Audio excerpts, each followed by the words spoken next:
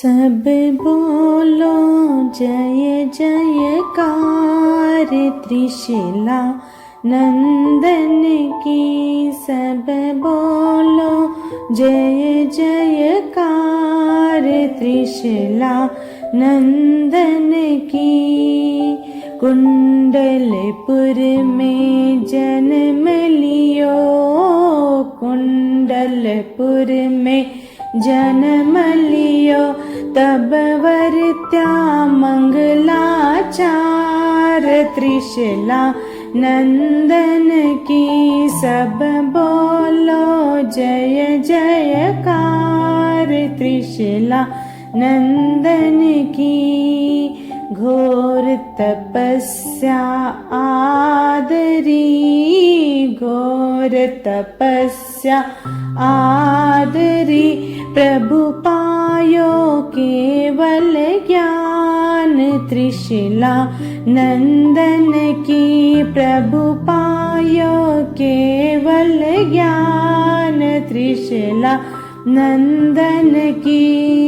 भवी जीवाने तारवा, भवी जीवाने तारवा, प्रभु थाप्या तीरथ चार त्रिशिला नंदन जी। प्रभु थाप्या तीरथ चार त्रिशिला नंदन जी। भवसागर ने पार करो, भवसागर ने पार करो, कर्मों का सब भार हरो त्रिशिला नंदन जी। है वंदन सौ सौ बार त्रिशिला नंदन जी। सब बोलो जय जयकार त्रिशिला नंदन की। शासनपति श्रमण भगवान महावीर स्वामी के चरणों में कोटिशः वंदन। परम आदरणीय, परम वंदनीय, नराधम को नरोत्तम बनाने वाले कुशल कारीगर संत शिरोमणि पूज्य गुरुदेव आचार्य आनंद श्री जी महाराज साहब के पावन स्मृति में भावपूर्वक वंदन। आनंद श्रमणी रत्ना उपप्रवर्तनी अरिहंत आराधिका धर्म ज्योति पूज्य श्री बेन महाराज साहब, इनके पावन चरण कमलों में कोटिशः वंदन। आत्मप्रिय बंधुओं, माताओं एवं सुशील बहनों, कल्पसूत्र द्वितीय खंड। कल्प मर्यादा के मार्गदर्शक, प्रेरक और आराधक पंच परमेष्टि। नमो अरिहंतानम, नमो सिद्धानम, नमो आयर्यानम, नमो उवच्छायानम, नमो लोए सव्वसाहोनम। ऐसो पंच नमोकारो सर्व पावपनाशनो, मंगलानं च सव्वेसिं पडामं हवै मंगलम। अरिहंतों को नमस्कार हो, सिद्धों को नमस्कार हो, आचार्यों को नमस्कार हो, उपाध्यायों को नमस्कार हो, लोक में स्थित सर्व साधुओं को नमस्कार हो।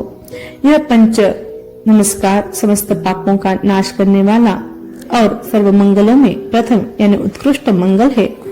कल्पसूत्र का मुख्य उद्देश्य श्रमण वर्ग की कल्प मर्यादा को बताना है, परंतु जब तक साधक वर्ग को यह दृढ़ विश्वास न हो जाए कि इन पूर्वोक्त दशविध कल्पों के मार्गदर्शक, प्रेरक तथा आराधक साधक स्वयं सर्वजन हितैषी पुरुष है, उन्होंने स्वयं इन कल्पों का पालन किया है, उत्तरोत्तर मोक्ष पद पर अग्रसर हुए हैं, स्व पर कल्याण को लेकर कल्प की साधना आराधना की है, तब तक कल्प मर्यादाओं के पालन में उत्साह, श्रद्धा या विश्वास पूर्वक गति प्रगति नहीं हो पाती। इसलिए प्रारंभ में मंगलाचरण के रूप में पंच परमेष्टि भगवंतों को नमस्कार किया गया है।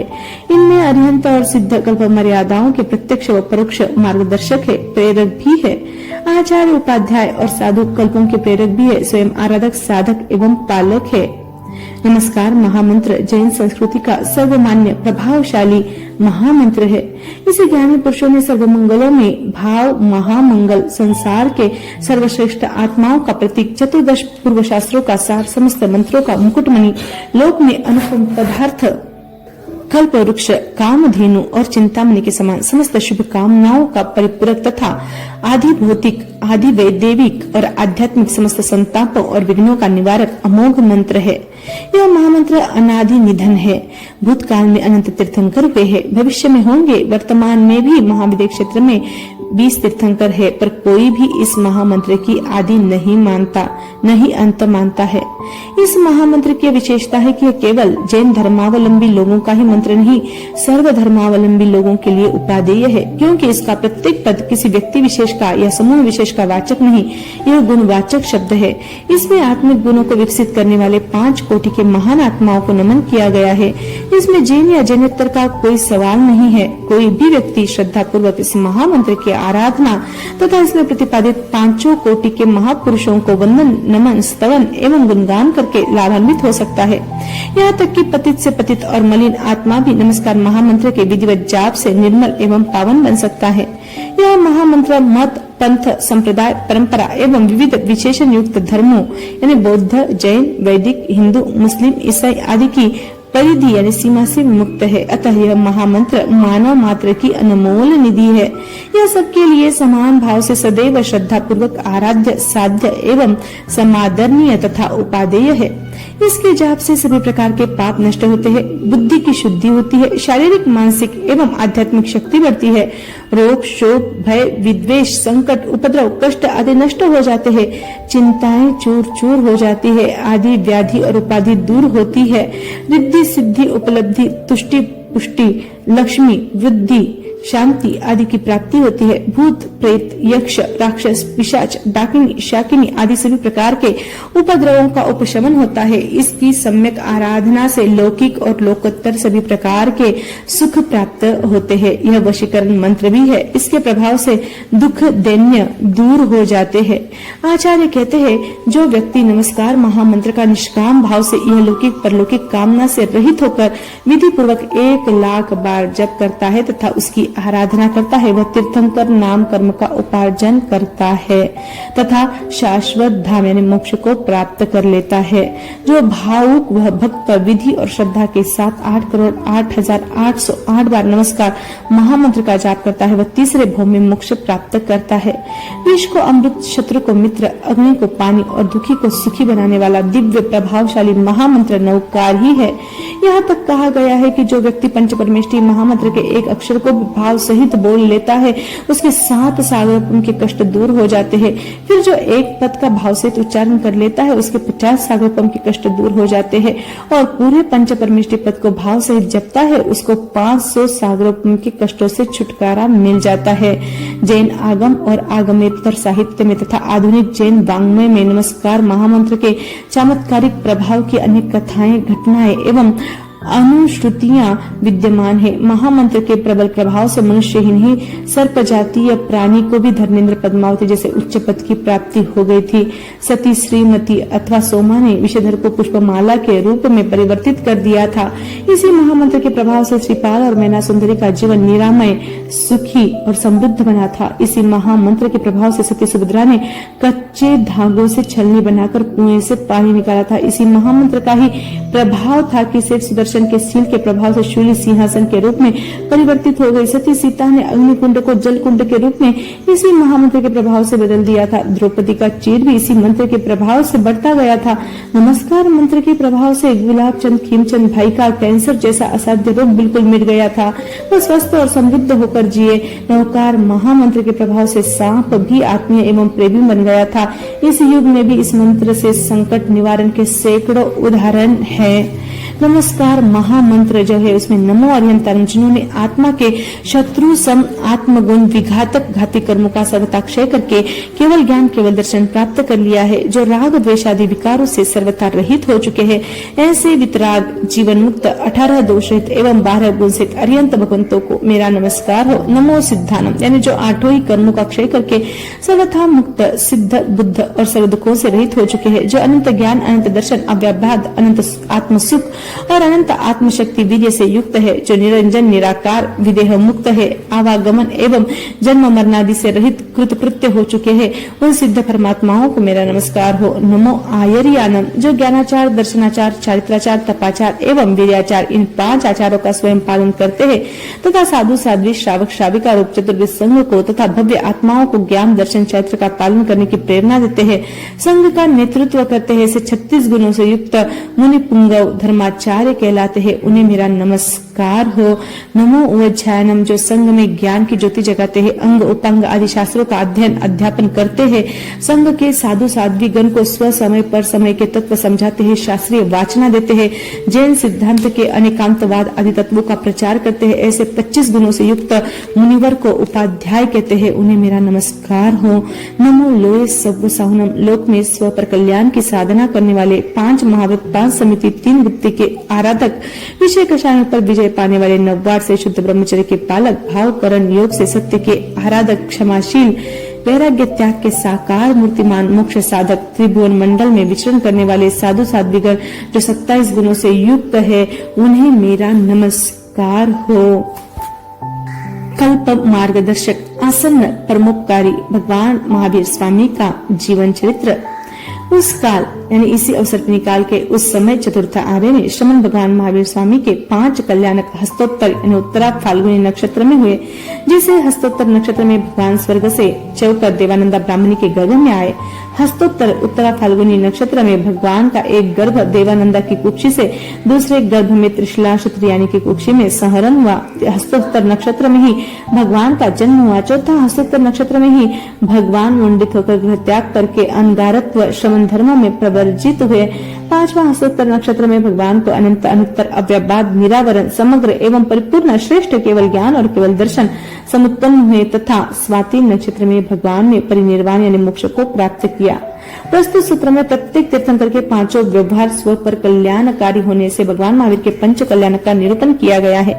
यद्यपि मूल सूत्र में पंच कल्याण के बदले गर्भापहरण सहित 6 कल्याणक बताए गए हैं, परंतु गर्भापहरण को गर्भ कल्याणक में समाविष्ट करने से निम्नोक्त 5 कल्याणक सिद्ध होते हैं। गर्भ कल्याणक, जन्म कल्याणक, दीक्षा कल्याणक, केवल ज्ञान कल्याणक और निर्वाण कल्याणक। किंतु मूल में 5 कल्याणकों को हस्तोत्तर नक्षत्र में और अंतिम निर्वाण कल्याणक को स्वाति नक्षत्र में बताया गया है। हस्तोत्तर नक्षत्र का अर्थ है हस्त नक्षत्र, जिसके उत्तर बाद में आता है, अर्थात हस्त नक्षत्र से पूर्व का उत्तर फाल्गुनी नक्षत्र। इसी नक्षत्र में भगवान के 4 कल्याणक हुए। श्रमण भगवान महावीर स्वामी का विशेषण अति महत्वपूर्ण है। मूल में समन शब्द है। इसके संस्कृत में 3 रूपांतर होते हैं। पहला समन, दूसरा श्रमण और तीसरा शमन। समन का अर्थ है सभी जीवों को अपनी आत्मा के समान देखने वाला, समता योगी अथवा राग द्वेष रहित मध्यस्थ वृत्ति वाला मन समन कहलाता है, अथवा जिसका मन सदैव कल्याणकारी कार्यों में लगा रहता है। दूसरे रूप श्रमण का अर्थ है श्रम अर्थात तपस्या करने वाला अथवा आत्मकल्याण की साधना में पुरुषार्थ करने वाला। और तीसरे रूप श्रमण का अर्थ है कषाय और राग विषादी विकार जिसके शांत क्षीण हो चुके हैं। ऐसे श्रमण भगवान महावीर स्वामी। भग शब्द का प्रयोग ऐश्वर्य, यश, श्री, धर्म, वैराग्य, मोक्ष इन 6 अर्थों में होता है। जिनमें आत्विक ऐश्वर्य आदि 6 गुण होते हैं उन्हें भगवान कहते हैं। भगवान महावीर में ये 6 गुण विस्तृत रूप में थे, इसलिए उन्हें भगवान कहा गया। बौद्ध ग्रंथों में भगवान की व्युत्पत्ति की गई है, जिसके राग, द्वेष, मोह और आश्रव भग्न अथवा नष्ट हो चुके हैं। महावीर, यद्यपि भगवान महावीर का जन्म नाम वर्तमान था, परंतु देवों ने उनकी प्रचंड आत्मशक्ति, प्रबल मनोबल, कर्म मर्दन में वीरता, घोर उपसर्ग परिचय, सहन में शूरता देखकर महावीर नाम दिया। बाद में वे भगवान महावीर के नाम से ही जैन जनेतर भगत जगत में प्रसिद्ध हो गए। आचारांग में कहा गया है भयंकर, भय, भैरव तथा अचेलकता आदि घोराति घोर परिश्रमों को दृढ़ता पूर्वक सहन करने के कारण देव ने उनका नाम महावीर रखा। उस काल और उस समय में भावी श्रमण भगवान महावीर स्वामी उस ग्रीष्म काल के चतुर्थ मास और अष्टम पक्ष अर्थात आषाढ़ शुक्ला छठे की रात्रि में 20 सागरोपम की स्थिति वाले 10वें देवलोक के महाविजय पुष्पोत्तर प्रवर पुंडरिक महाविमान से उक्त देवलोक के आयुक्षय, भवक्षय और स्थितिक्षय करने के पश्चात चौकर इसी जम्बूद्वीप के दक्षिणार्ध भारत में इसी अवसर पर निकाल के प्रथम सुषमा सुषम, द्वितीय सुषम और तृतीय सुषमा दुषम आर्य के व्यतीत हो जाने पर अर्थात 1 कोटा कोटि सागरोपम में 42,000 वर्ष वर्षकम काल समाप्त हो जाने पर, यानी जब चतुर्थ आर्य के केवल 75 वर्ष और 8.5 मास शेष रह गए थे, तब भगवान ने इस धराधाम को पवित्र किया। इससे पूर्व काश्यप गोत्रीय 21 तीर्थंकर हो गए थे तथा हरिवंश कुलोत्पन्न गौतम गोत्रीय 2 तीर्थंकर भी हो चुके थे। यह 23 तीर्थंकरों के हो चुकने पर श्रमण भगवान महावीर अंतिम तीर्थंकर होंगे। इस प्रकार पूर्व तीर्थंकरों द्वारा निर्दिष्ट भगवान महावीर माहन यानी ब्राह्मण कुंड ग्राम नगर में कोडाल गोत्रीय ऋषभदत्त ब्राह्मण की पत्नी जालंधर गोत्रीय देवानंदा ब्राह्मणी की कुक्षी में पूर्व रात्रि और अपर रात्रि के संधि काल मध्य रात्रि के समय हस्तोत्तरा अर्थात उत्तर फाल्गुनी नक्षत्र के चंद्र के साथ योग में देव संबंधी आहार भव और शरीर का त्याग कर गर्भ रूप में उत्पन्न हुए। काल चक्र का स्थूल और संक्षिप्त विश्लेषण इस प्रकार किया गया कि जैन आगमों में एक काल चक्र 20 कोटि सागरोपम प्रमाण समय का बताया है। उसके 2 विभाग है, अवसर्पिणी और उत्सर्पिणी। अवसर्पिणी काल ह्रास काल है, जिसमें 10 कोटि सागरोपम समय तक समस्त पदार्थों के वर्णादि गुणों का उत्तरोत्तर क्रमशः ह्रास यानी हानि होती है, और उत्सर्पिणी काल उत्क्रांति काल है, जिसमें 10 कोटि सागरोपम समय तक समस्त पदार्थों के वर्णादि गुणों में क्रमशः वृद्धि होती है। प्रत्येक काल चक्रार्ध में 6 आर्य होते हैं। अवसर्पिणी काल के 6 आर्यों में के नाम जो है वह क्रमशः इस प्रकार है। पहला सुषम सुषम, दूसरा सुषम, तीसरा सुषम दुषम, चौथा दुषम सुषम और 5वां दुषम और 6वां दुषम दुषम। इसके आदि के 3 और आर्य क्रमशः 4, 3 और 2 कोटि सागरोपम प्रमाण है। चौथा 42,000, 5वां 21,000 और 6वां भी 21,000 वर्ष का होता है। अवसर्पिणी काल के 6 आर्य पूर्ण होने पर उत्सर्पिणी काल प्रारंभ होता है। इस काल के क्रमशः दुषम दुषम दुषम दुषम सुषम सुषम दुषम सुषम और सुषम सुषम नामक 6 आर्य होते हैं। अवसर्पिणी काल में क्रमशः सुख आदि की हानि होती है और उत्सर्पिणी काल में क्रमशः सुख आदि की अभिवृद्धि होती है। भगवान महावीर अवसर्पिणी काल के 3 आर्य व्यतीत होने पर तथा चतुर्थ आर्य का भी अधिकांश भाग व्यतीत हो चुका था उस समय हुए। प्रत्येक काल चक्रार्ध में 24 तीर्थंकर होते हैं। भगवान महावीर स्वामी से पूर्व 23 तीर्थंकर हो चुके थे। उनमें से भगवान मुनिसुरत 20वें और भगवान नेमिनाथ 22वें। ये 2 तीर्थंकर काश्यप गोत्रीय इक्ष्वाकु वंशीय थे। काश्यप के 2 अर्थ होते हैं।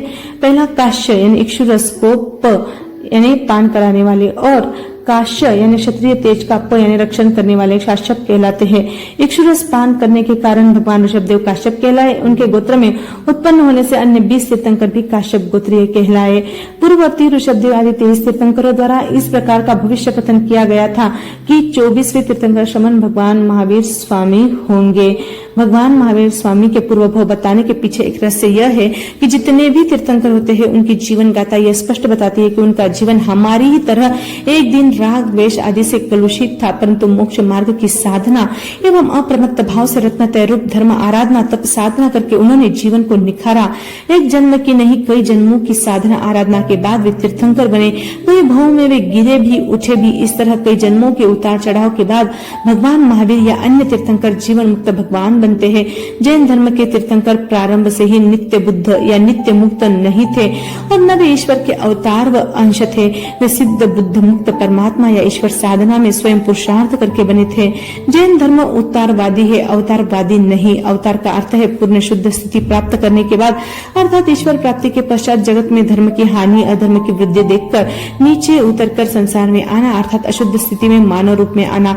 जैन धर्म का निश्चित मंतव्य है कि कोई भी आत्मा ईश्वरत्व या पूर्ण शुद्ध स्थिति प्राप्त कर लेने के पश्चात पुनः अशुद्ध स्थिति में नहीं आ सकता। वह ईश्वर से नीचे उतरकर पुनः मानव नहीं बन सकता।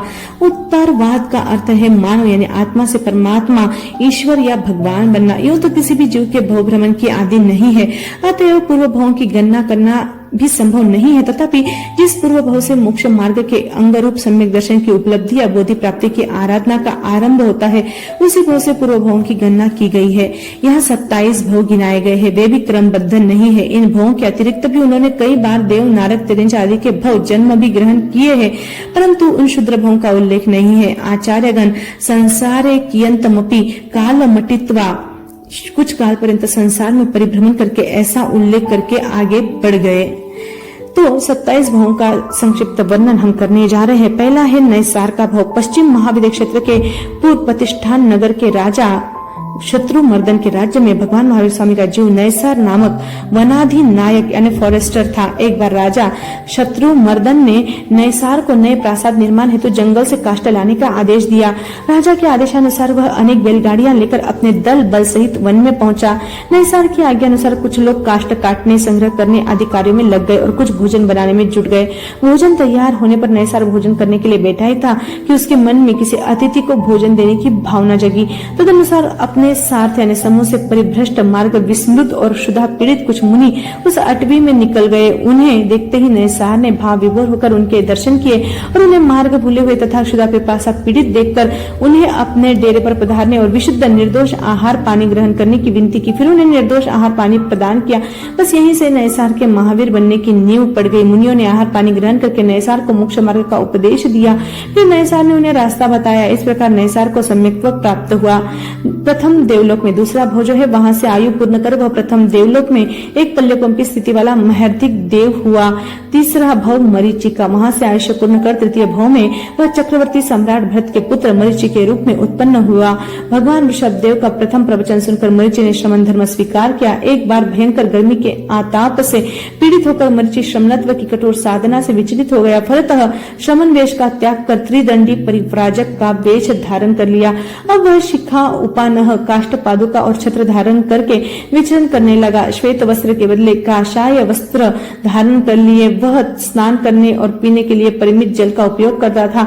इस प्रकार मरीचि ने अपनी कल्पना से परिव्राजक परंपरा का सूत्रपात किया। काषाय वेश में वह भगवान के साथ साथ ग्राम, नगर आदि में विचरण करने लगा। उसकी पृथक वेशभूषा देख जन जन के मन में कुतूहल पैदा होता था। कई लोग जिज्ञासु बनकर मरीचि के पास पहुंचते। मरीचि उन्हें प्रतिबोध देकर भगवान के शिष्य बनाता। एक बार भरत चक्रवर्ती ने भगवान ऋषभदेव से पूछा, प्रभु इस परिषद में क्या कोई ऐसा व्यक्ति है जो भविष्य में आपके सदृश भरत क्षेत्र में तीर्थंकर बनेगा? इसका समाधान करते हुए ऋषभदेव भगवान ने कहा, स्वाध्याय ध्यान से आत्मा को भावित करता हुआ तुम्हारा पुत्र मरीचि परिव्राजक भविष्य में वर्धमान यानी महावीर नामक अंतिम तीर्थंकर होगा। इससे पूर्व वह पोतनपुर का अधिपति त्रिपुष्ट वासुदेव बनेगा और विदेह क्षेत्र में मुका नगरी में तुम्हारे जैसा ही प्रिय मित्र नामक चक्रवर्ती बनेगा। इस प्रकार 3 विशिष्ट उपाधियों को वह अकेला ही प्राप्त करेगा। भगवान के श्रीमुख से मरीचि का उज्जवल भविष्य सुनकर भगवान को वंदना करके भरत मरीचि परिव्राजक के पास पहुंचे और भगवान द्वारा कृत भविष्यवाणी सुनाते हुए बोले, हे मरीचि परिव्राजक, तुम अंतिम तीर्थंकर बनोगे, अतः मैं तुम्हारा अभिनंदन करता हूँ। साथ ही तुम वासुदेव और चक्रवर्ती भी होगे। यह सुनकर मरीचि गर्वस्फीत होकर खुशी के मारे यूं कहता हुआ बांसुर उछलने लगा, मेरा पिता चक्रवर्ती है, मेरे पितामह तीर्थंकर है और मैं अकेला ही 3 पदवियों का धारण करूंगा। मेरा कुल कितना महान है, कितना उत्तम है। एक दिन मरीचि अत्यंत रुग्ण हो गया। कोई उसकी सेवा करने वाला नहीं था। इस कारण मन में क्षुब्ध हो गया। उसके मानस में ये विचार उठे, मैंने अनेक व्यक्तियों को उपदेश देकर भगवान के शिष्य बनाया, पर मेरा कोई शिष्य न होने से आज मैं सेवा से वंचित हूँ। अतः स्वस्थ होने पर मैं स्वयं अपना शिष्य बनाऊंगा। स्वस्थ होने पर राजकुमार कपिल एक दिन धर्म जिज्ञासा से मरीचि के पास आया। उसने प्रश्न किया, क्या आर्हत धर्म में ही धर्म है या आपके धर्म में ही नहीं है? इस प्रश्न के उत्तर में मरीचि ने आत्मसम्मान से प्रेरित होकर कहा, यहाँ पर भी वही है जो जिन धर्म में है। इस प्रकार कपिल मरीचि परिव्राजक का शिष्य बना और मिथ्या मत की स्थापना की, जिसके कारण वह बहुत संसारी बना और उसे कोटि सागरोपम प्रमाण काल तक संसार परिभ्रमण करना पड़ा। इस प्रकार मरीचि परिव्राजक ने कृत दोषों की आलोचना किए बिना ही आयुष्य पूर्ण किया। चौथा भाव ब्रह्म देवलोक का, 84 लाख पूर्व की आयु पूर्ण कर मरीचि का जीव ब्रह्म देवलोक में 10 सागरोपम की स्थिति वाला देव हुआ। 5वां भाव कौशिक का, वहां से चौकर कोल्लाक सन्निवेश में 80 लाख पूर्व की आयु वाले कौशिक ब्राह्मण के रूप में जन्म लिया। 6वां भाव ईशान देवलोक का, अंतिम समय में त्रिदंडी की आयु पूर्ण कर ईशान देवलोक में देव बने। 7वां भाव पुष्य मित्र का, कौशिक या त्रिदंडी का आयुष्य पूर्ण करके वह स्थूना नगरी में 72 लाख पूर्व की आयु वाला पुष्प मित्र नामक विप्र हुआ। अंतिम समय में वह त्रिदंडी परिव्राजक बना। 8वां भाव स्वधर्म देवलोक में पूर्व भाव की आयु पूर्ण कर स्वधर्म देवलोक में मध्यम स्थिति वाला देव बना। 9वां भाव अग्नि प्रद्योत का, वहां से चौकर चैत्य सन्निवेश ग्राम में अग्नि प्रद्योत नाम का विप्र बना। यहाँ भी अंत में वह त्रिदंडी परिव्राजक बना। 10वां भाव ईशान देवलोक का, पूर्व भाव की आयु पूर्ण कर वह ईशान देवलोक में देव हुआ। 11वां भाव अग्निमुति का, वहां से चौकर मंदिर नामक सन्निवेश में अग्निमुति नामक ब्राह्मण बना। अंत में त्रिदंडी परिव्राजक अवस्था स्वीकार की। 12वां भाव सनत कुमार देवलोक का, 12 12वें भाव में तीसरे देवलोक में देव बना। 13वां भाव भारद्वाज का पूर्व भाव से चौकर श्वेतांबिका नगरी में भारद्वाज नामक ब्राह्मण हुआ। अंत में त्रिदंडी परिव्राजक बना। 14वां भाव महेंद्र देवलोक का, वहां से आयुष्य पूर्ण कर महेंद्र कल्प में देव बना। 15वां भाव स्थावर ब्राह्मण का, देवलोक से चौकर कितने ही काल तक संसार में परिभ्रमण कर वह राजगृह नगर में स्थावर नामक ब्राह्मण हुआ। 16वां भाव ब्रह्म देवलोक का, 16वें भाव में ब्रह्म देवलोक में देव हुआ। 17वां भाव विश्वबुद्धि का, देवलोक का आयुष्य पूर्ण कर दीर्घ काल तक संसार परिभ्रमण करने के पश्चात वह राजगृह नगर में विश्वनंदी राजा के भ्राता तथा युवराज विशाखाभूति का पुत्र विश्वभूति हुआ। राजा विश्वनंदी के पुत्र का नाम विशाखाभूति था। एक बार पुष्पकरंडक उद्यान में विश्वभूति को अपनी रानियों के साथ उन्मुक्त क्रीड़ा करने का वृत्तांत सुनकर विशाखानंदी के हृदय में ईर्ष्याग्नि भड़क उठी। उसने मंत्री के द्वारा युद्ध का कृत्रिम लेख राजा के पास पहुंचाया। राजा विश्वनंदी को युद्ध के लिए प्रस्थानोद्यत देख विश्वभूति उद्यान से निकला और राजा को रोककर स्वयं युद्ध के लिए चल पड़ा।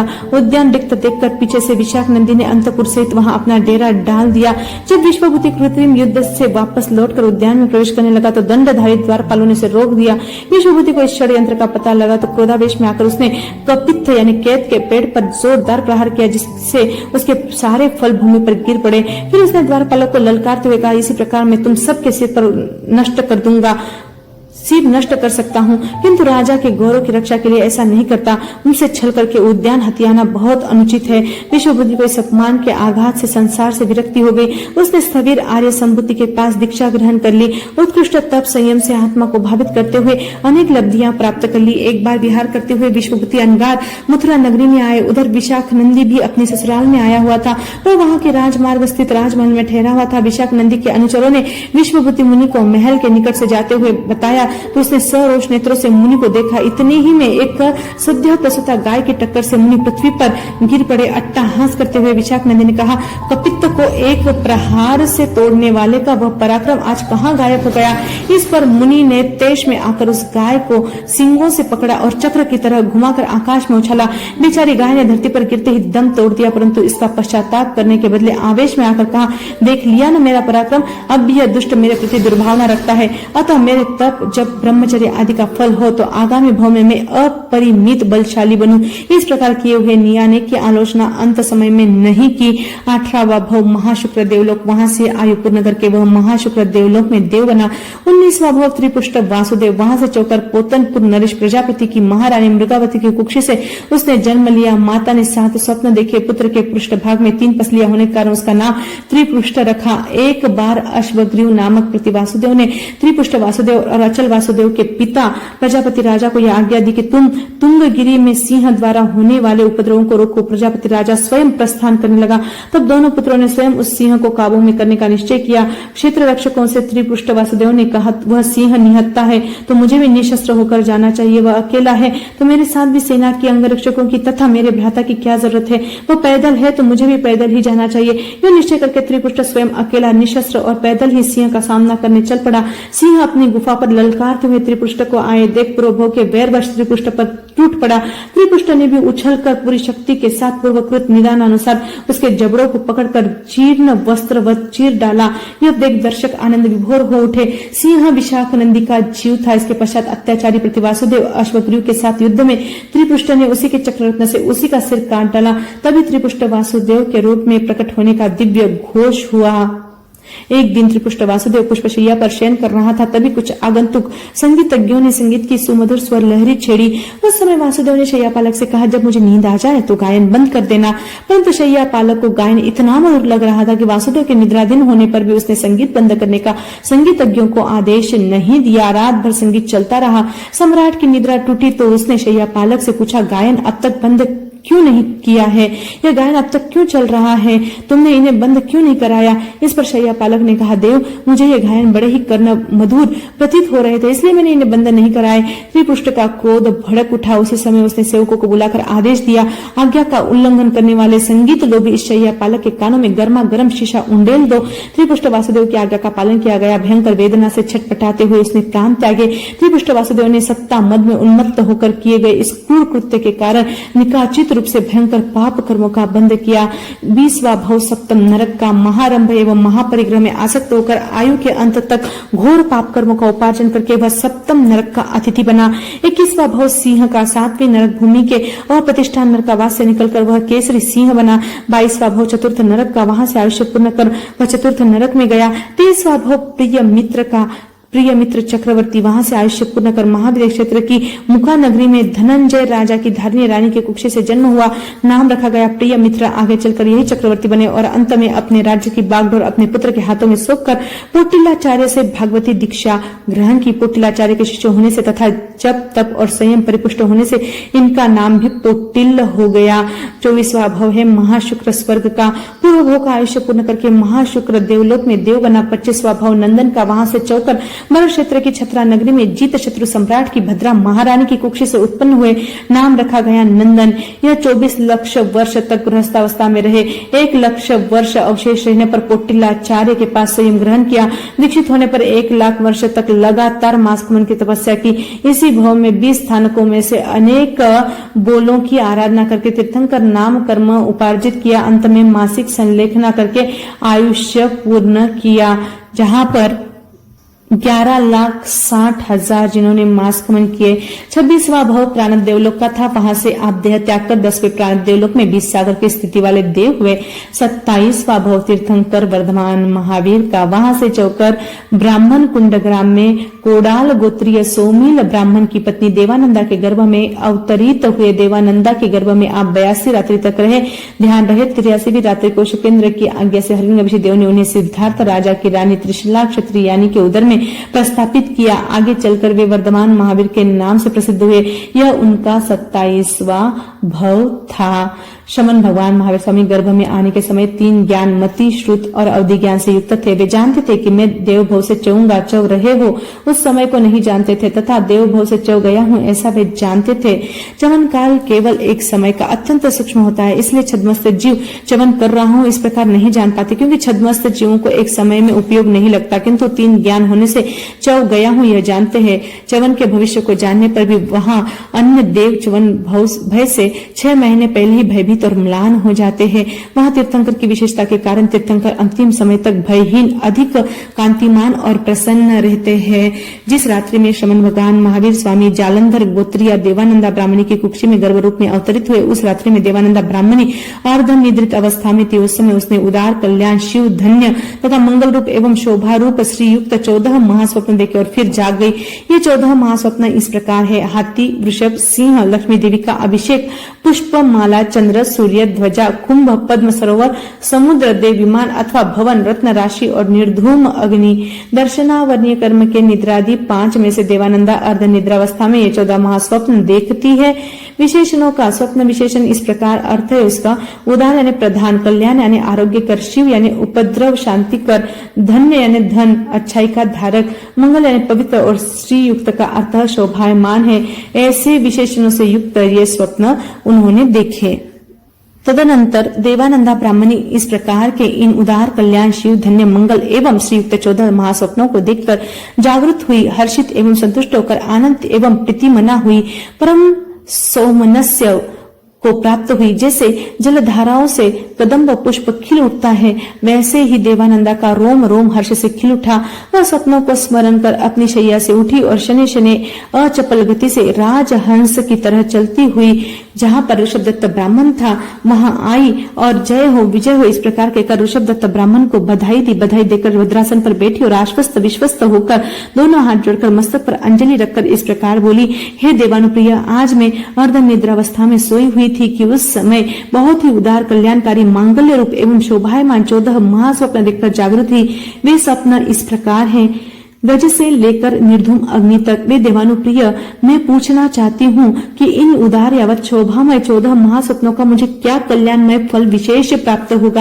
तत्पश्चात वह ऋषभदत्त ब्राह्मण देवानंदा ब्राह्मणी से इस बात को सुनकर और धारण कर हर्षित एवं तुष्ट हुआ। उसके मन में अत्यंत आह्लाद उमड़ा। जैसे मेघ की जलधारा से सिंचित होने पर कदम्ब पुष्प विकसित हो उठता है, उसी प्रकार उसके रोमांच हो उठा।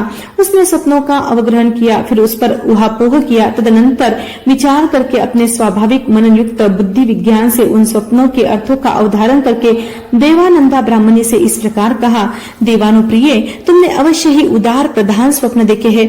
मैं तो कहूंगा कि तुमने कल्याण रूप, शिव रूप, धन्य और मांगल्य सूचक तथा शोभास्पद स्वप्न देखे हैं। देवानुप्रिय, सचमुच तुमने आरोग्यवर्धक, दीर्घायु प्रदायक एवं कल्याण तथा मांगल्य करने वाले स्वप्न देखे हैं। उनके विशेष फल इस प्रकार है। देवानुप्रिय, तुम्हें उनके फल स्वरूप अर्थ लाभ, भोग यानी सामग्री लाभ, पुत्र लाभ और सुख लाभ होगा। देवानुप्रिय, सही मायने में तो 9 मास अधिकांश प्रतिपूर्ण होने और 7.5 रात्रि व्यतीत होने पर तुम एक पुत्र रत्न को जन्म दोगी, जो हाथ पैरों से अत्यंत सुकुमार, हीनता रहित तथा 5 इंद्रियों से परिपूर्ण शरीर वाला होगा।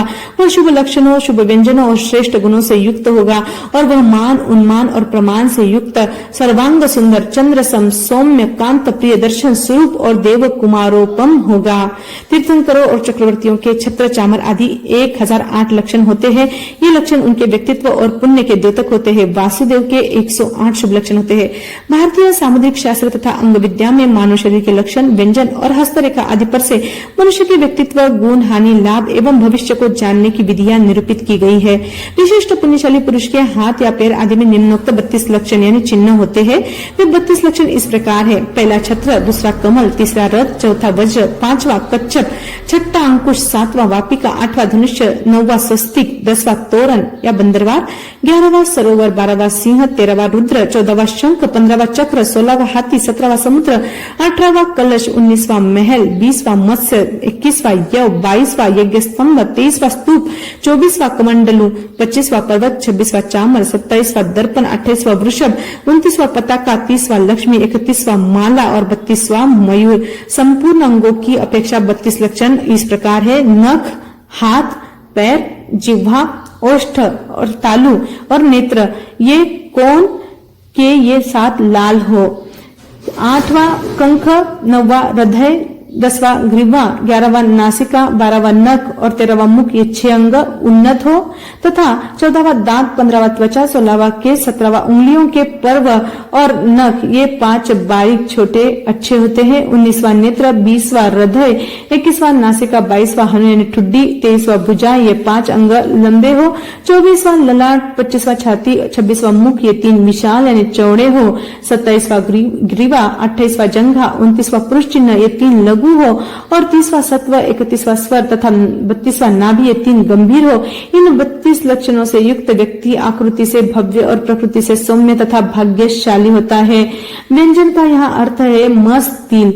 पुरुष के दाहिने भाग में यदि ये चिन्ह होते हैं तो उत्तम फलदायक माने जाते हैं, बाएं भाग में हो तो मध्यम फलदाता होते हैं, महिलाओं के बाईं ओर ये चिन्ह हो तो श्रेष्ठ माने जाते हैं। हस्तरेखा के द्वारा भी मनुष्य के भाग्य, भविष्य और भूत का तथा वर्तमान व्यक्तित्व का पता लग जाता है। सामुद्रिक शास्त्र अनुसार जिसकी हथेली में अत्यधिक या अत्यंत कम रेखाएं हो वह दुखी होता है। जिस व्यक्ति के अनामिका अंगुली के प्रथम पर्व से कनिष्ठिका अंगुली बड़ी होती है वह धनवान होता है। इसी प्रकार पितृ रेखा, भाग्य रेखा, आयुष रेखा, बुध रेखा, सूर्य रेखा, गुरु रेखा, शनि रेखा, मंगल रेखा आदि के विभिन्न रूपों के विभिन्न फल समझने चाहिए। जल से लबालब भरे हुए बर्तन में पुरुष के प्रवेश करने पर उससे जो पानी बाहर निकले वह यदि 1 द्रोण यानी 32 से प्रमाण हो तो वह पुरुष मान युक्त होता है। तराजू से तोलने पर यदि पुरुष अर्ध भार प्राचीन तोल विशेष प्रमाण हो तो वह उन्मान युक्त कहलाता है और आत्मा अंगुल नापने पर यदि 108 अंगुल ऊंचाई हो तो उत्तम तथा 66 व 84 अंगुल हो तो मध्यम पुरुष कहलाता है। तीर्थंकर का शरीर सर्वोत्तम होता है। वे सभी उचित लक्षणों, व्यंजनों, रेखाओं तथा मान, उन्मान और प्रमाण से युक्त सर्वांग सुंदर होते हैं। वह बालक भी बाल्य वय से उन्मुक्त होने पर समझदार एवं समझ में परिपक्व होने पर यौवन वय को प्राप्त करेगा तो वह वह सांगोपांग तथा रहस्य सहित ऋग्वेद, यजुर्वेद, सामवेद एवं अथर्ववेद का, पंचम वेद इतिहास का तथा छठे निघंटु यानी आयुर्वेदीय कोश का ज्ञाता होगा, चारों वेदों के विस्मृत अर्थ का स्मरण करता, चारों वेदों के रहस्य का पारगामी तथा चारों वेदों का धारक होगा। इसके अतिरिक्त वह षडंग वेत्ता, षष्ठी तंत्र विशारद, सांख्य, गणित, शिक्षा, कल्प, आचार शास्त्र, व्याकरण, छंद शास्त्र, निरुक्त यानी व्युत्पत्ति शास्त्र, ज्योतिष चक्र यानी ज्योतिष शास्त्र और न्याय आदि अन्य अनेकों ब्राह्मण संबंधी शास्त्रों एवं परिव्राजक शास्त्रों में तथा नयों में परिनिष्णात होगा। इस कारण हे देवानुप्रिय, तुमने जो उदार प्रधान स्वप्न देखा है वे आरोग्यवर्धक, संतुष्टिप्रद, दीर्घायुकारक, मंगलमय एवं कल्याणकारी स्वप्न देखे हैं। तदनंतर वह देवानंदा ब्राह्मणी ऋषभदत्त ब्राह्मण से सपनों के फलों को सुनकर उन पर विचार करके हष्टपुष्ट हुई। यावत 10 नखों को साथ मिलाकर आवर्त करती हुई अर्थात मस्तक पर अंजलि चढ़ाकर ऋषभदत्त ब्राह्मण से इस प्रकार बोली, हे देवानुप्रिय, आपने मेरे स्वप्नों का जो अर्थ प्रतिपादन किया है वैसा ही है। हे देवानुप्रिय, वह सर्वथा सत्य है, तथ्य है और अवितत यानी यथार्थ है, ही तीर्थ असंदिग्ध है। देवानुप्रिय, वही अर्थ इच्छित अभिष्ट है, प्रतिच्छित यानी सब प्रकार से इच्छनीय है और इच्छित प्रतिच्छित है। देवानुप्रिय, यह अर्थ सत्य है जैसा आप कहते हैं। इस प्रकार कहकर देवानंदा उन स्वप्न फलों को मान्य करती है। स्वप्न फलों को समय प्रकार से ध्यान में रखते हुए वह देवानंदा अपने पति ऋषभदत्त ब्राह्मण के साथ मानव संबंधी श्रेष्ठ सुखों को भोग करती हुई जीवन यापन करने लगी। उस समय में प्रथम देवलोक में शक्र, देवेंद्र, देवराज, वज्रपाणी, पुरंदर, शतक्रतु, सहस्त्राक्ष, मगवान तथा पाक शासन एवं दक्षिणार्ध लोकाधिपति शासन कर रहे थे। उनका 32 लाख विमानों पर आधिपत्य था। ऐरावत नामक हाथी उनका वाहन था। वे सुरेंद्र रज रहित श्रेष्ठ वस्त्रों को धारण करते थे। माला और मुकुट से उनका शरीर सुललित सुशोभित था। उनके कोमल कपोल नवनिर्मित स्वर्णमय सुंदर चंचल चित्र विचित्र चलायमान तथा विलिख्यमान कुंडल युगल की प्रभा से दीप्तिमान थे। वे महान रिद्धि, महान दिति, महान यश, महान प्रभाव और महासौख्य से युक्त थे। उनका शरीर दीप्यमान था और उनके गले में लंबी वनमाला लटक रही थी। ऐसे शकेंद्र सौधर्म कल्प देवलोक में सौधर्मा वतंसक विमान की सुधर्मा सभा में शक्र नामक सिंहासन पर बैठे थे। वह शकेंद्र वहां 32 लाख विमानों का, 84,000 सामानिक देवों का, 33 त्रायन स्त्रीशक मंत्री तुल्य देवों का, 4 लोकपालों सोम, यम, वरुण और कुबेर का परिवार सहित 8 अग्र महिषियों पद्मा, शिवा, शची, अंजू, अमला, अप्सरा, नवमिका और रोहिणी का, 3 परिषद बाह्य, मध्यम और आभ्यंतर का, 7 सैन्यों गंधर्व, नाटक, अश्व, गज, रथ, सुबट, पदाति और वृषभ का और इनके 7 सेनापतियों का, 84,000 के 4 आत्मरक्षक देव समूहों का तथा अन्य बहुत से सौधर्म कल्पवासी वैमानिक देवों और देवियों का आधिपय, अग्रेसरत्व, स्वामित्व, भर्तृत्व यानी भरण पोषण करते हुए तथा अपनी महत्तरता, महानता सिद्ध करते हुए तथा अपने द्वारा दिए गए आदेश, ईश्वरत्व, प्रभुत्व और सेनापतित्व कराते तथा आज्ञा का पालन कराते हुए वे देवेंद्र निरंतर उच्च ध्वनि वाले नाट्य संगीत वाद्य, मुखदीर, वीणा, करताल, त्रुटित, मेघ, गंभीर नाद करने वाले मृदंग, उच्च गंभीर घोष करने वाले पट यानी ढोल आदि के मधुर निनाद का श्रवण करता हुआ दिव्य भोग्य सामग्री का उपभोग करता रहता था। विश्लेषण इस प्रकार है कि भारतीय धर्म परंपराओं में इंद्र के संबंध में अनेक चर्चाएं हैं। इंद्र के लिए प्रस्तुत सूत्र में अनेक विशेषण प्रयुक्त किए गए हैं। उनका रहस्यार्थ इस प्रकार है। शक्र नामक सिंहासन पर बैठने के कारण या शक्तिमान होने से शक्र, इंद्र देवों में परम ऐश्वर्यमान होने से इंद्र, देवराज देवों का राजा होने से देवराज, वज्रपाणी वज्र नामक शस्त्र को हाथ में धारण करने से वज्रपाणी, पुरंदर शत्रुओं के पूर्व नगरों को नष्ट करने से पुरंदर, शतक्रतु यानी 100 यज्ञ करने वाला यानी कार्तिक सेठ के भव में 100 बार श्रावक प्रतिमा धारण करने से वह शतक्रतु कहलाया। सहस्त्राक्ष यानी 1000 नेत्र होने से इसका रहस्यार्थ है इंद्र अपने नेत्रों 500 मंत्रियों के परामर्श के शासन का नेतृत्व संचालन करता है, इसलिए सहस्त्राक्ष है। मगवा महामेघ वृष्टि स्वामी वश में होने से वह मगवा। पाक शासन यानी पाक नामक दैत्य पर शासन करने से पाक शासन। दक्षिणार्ध भरताधिपति यानी दक्षिणार्ध भरत क्षेत्र का अधिपति होने से वह दक्षिणार्ध भरताधिपति। द्वांत्रिशत विमान शत सहस्त्राधिपति ने 32 लाख विमानों का स्वामी होने से ऐरावत वाहन यानी इंद्र की सवारी ऐरावत हाथी पर होने से। शतक क्रतु कार्तिक सृष्टि इंद्र कैसे बना? पृथ्वी भूषण नगर के कार्तिक सृष्टि की वितराग धर्म पर पूर्ण आस्था थी। उसने 100 बार श्रावक की पंचम प्रतिमा प्रतिज्ञा की आराधना की, इसलिए शतक क्रतु कहलाया। एक बार नगर में गैरिक नामक एक उग्र तपस्वी आया। उसके उग्र बाह्य तप को देख जनसमूह प्रभावित होकर उमड़ पड़ा। उसके दर्शन को उसने गर्वस्फीत होकर नगरजनों से पूछा, क्या अब भी नगर में कोई व्यक्ति बचा है जो मेरे दर्शन को नहीं आया? एक भक्त ने कहा, हाँ, एक व्यक्ति बचा है, कार्तिक सृष्टि, जो आपके दर्शनार्थ नहीं आया। तापस ने अपना अभिग्रह संकल्प प्रकट करते हुए कहा, तो लो, मैं कार्तिक सेठ की पीठ पर थाली रखकर पारना करूंगा। तपस्वी को तप करते हुए 1 मास पूर्ण हो गया, किंतु कार्तिक सृष्टि नहीं आया। राजा को पता लगा तो उसने कार्तिक सेठ को बुलाया, गर्मा गर्म खीर तैयार कराई। राजा के आदेश से कार्तिक सेठ को नीचे झुकना पड़ा। तपस्वी ने क्रूरतापूर्वक खीर की अत्यंत गर्म थाली उसके पीठ पर रखी। चमड़ी जलने लगी। तापस ने रोष पूर्वक सृष्टि के समक्ष अहंकार प्रदर्शित किया। सृष्टि ने सोचा, यदि मैं इससे पूर्व ही दीक्षित हो जाता तो मेरी यह दुरावस्था न होती।